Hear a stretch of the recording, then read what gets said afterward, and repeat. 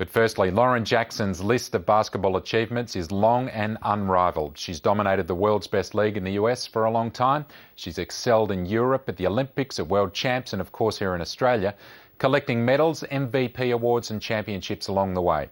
But her latest, and she says greatest, tribute was the recent renaming of the basketball stadium in Jackson's hometown of Albury. The humble star popped back home for a ceremony in her honour, and the ABC's Shannon Byrne was there to speak exclusively to Lauren Jackson about her past and her future, which may yet bring that Olympic gold medal she's been striving for.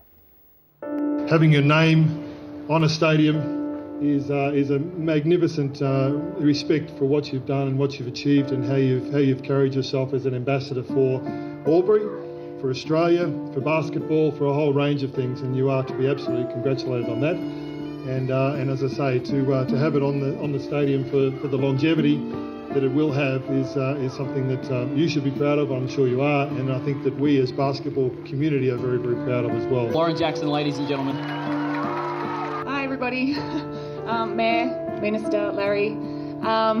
I'd just like to say, first and foremost, how honoured I am to be here. I never expected anything like this to happen. I'm very proud to be from Albury and part of this community. 2, 1. Here we go, coming down. Lauren Jackson Sports Centre, ladies and gentlemen. Obviously my mum and dad, they do a lot of this sort of stuff with me, but my family, my broader family, they don't at all. So for them to be here and be a part of it, it was just amazing, and I felt so proud just to be there, and very emotional, really emotional. But it was awesome, and I just can't believe, the day, and driving past the stadium, I just see my name and I get goosebumps. This is the stadium too where it all started for you. What was the journey like, and how long has that journey been? My first game of basketball was 4 years old at that stadium. I remember I caught chickenpox at that stadium. I've got this scar on my leg from taking tape off the basketball court at that stadium where I stabbed myself accidentally with a blade. But I've got scars from that place. I've got all the best memories of playing basketball as a junior. So I feel so honoured. I really do.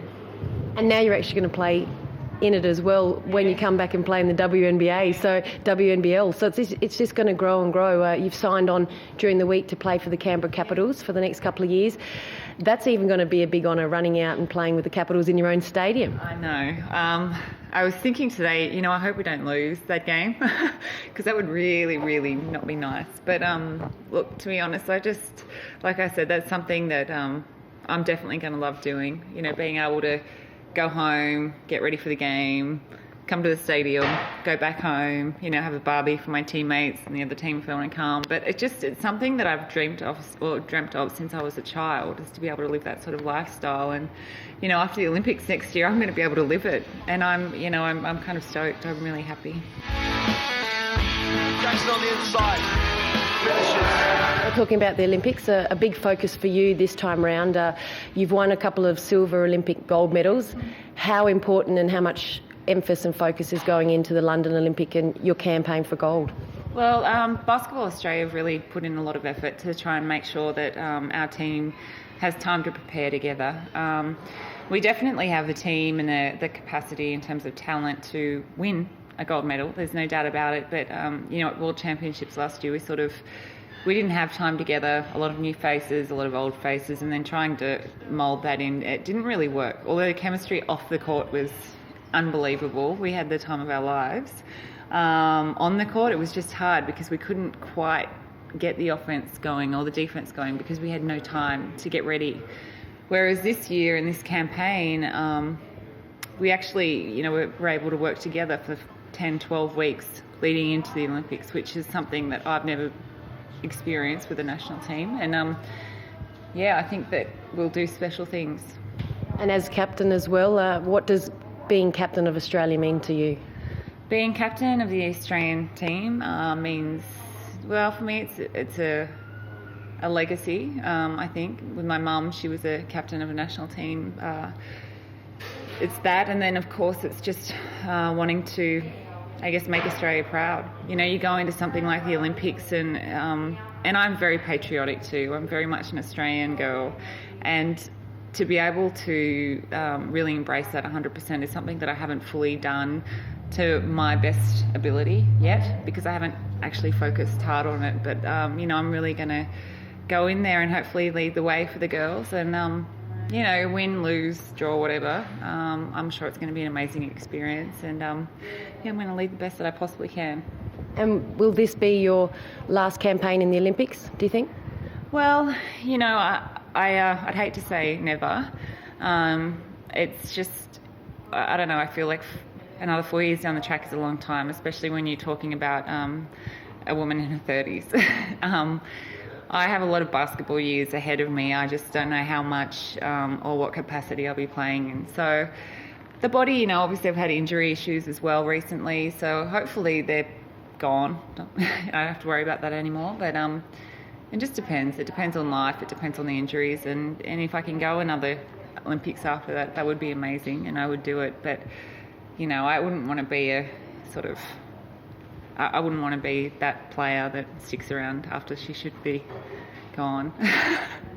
And what about coming home to Australia? And we know you want to settle in Albury. You're starting to build at the moment.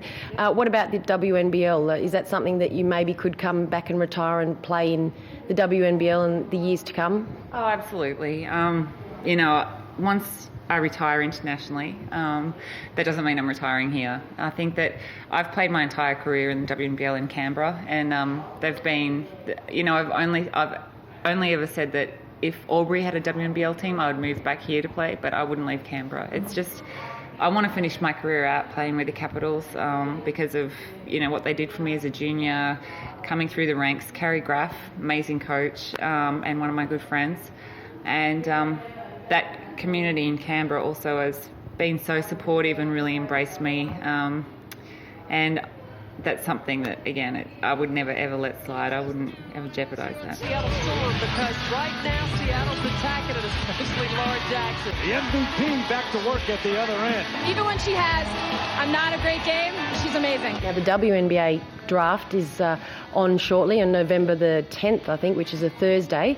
Do you think there'll be many Australians putting their name up for that after such a successful last couple of years of Australians featuring the WNBA? Yeah, I mean, I think so. I think every year there's always going to be Australians sort of hitting up the draft because we are so tough and we are competitive. Internationally, we play more of a style that's compatible with the Americans. That's why we've had success over there, more so than European teams. So I think that there's definitely going to be Australians in the draft, you know, in the years to come. And it's just a tribute to Basketball Australia and then talent identification programs that we have here that produce these great young players.